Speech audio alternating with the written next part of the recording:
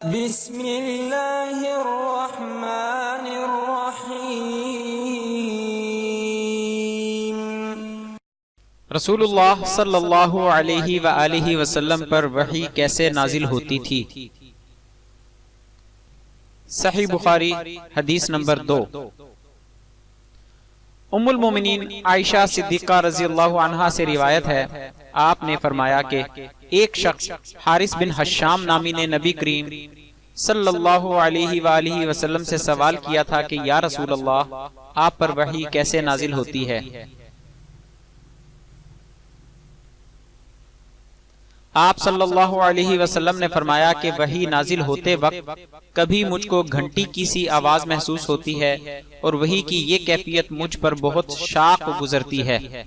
جب یہ کیفیت ختم ہوتی ہے تو میرے دل و دماغ پر اس فرشتے کے ذریعے نازل شدہ وحی محفوظ ہو جاتی ہے، اور کسی وقت ایسا ہوتا ہے کہ فرشتہ بشکل انسان یعنی انسانی شکل میں میرے پاس آتا ہے اور مجھ سے کلام کرتا ہے، بس میں اس کا کہا ہوا یاد رکھ لیتا ہوں۔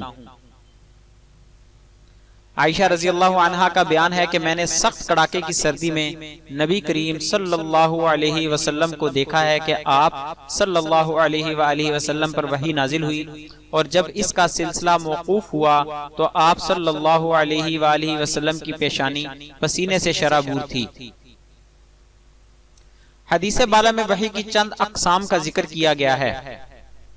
انبیاء علیہم السلام خصوصاً حضرت سیدنا و مولانا محمد رسول اللہ صلی اللہ علیہ وآلہ وسلم پر نزول وحی کے مختلف طریقے رہے ہیں۔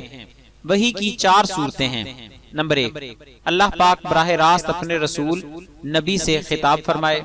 نمبر 2، کوئی فرشتہ اللہ کا پیغام لے کر آئے۔ نمبر 3، یہ کہ قلب پر القاء ہو۔ نمبر 4، یہ کہ سچے خواب دکھائی دیں۔ اصطلاحی طور پر وحی کا لفظ صرف پیغمبروں کے لیے بولا جاتا ہے، اور الہام عام ہے جو دوسرے نیک بندوں کو بھی ہوتا رہتا ہے۔ قرآن مجید میں جانوروں کے لیے بھی لفظ الہام کا استعمال ہوا ہے، جیسا کہ سورۃ النحل کی آیت نمبر 68 میں مذکور ہے۔ وحی کی مزید تفصیل کے لیے حدیث مبارکہ نمبر 3 دیکھیں۔ مزید اسلامی ویڈیوز حاصل کرنے کے لیے ہمارے چینل کو سبسکرائب کریں اور ہماری ویڈیوز کو لائک اور شیئر ضرور کریں۔ جزاک اللہ خیرہ۔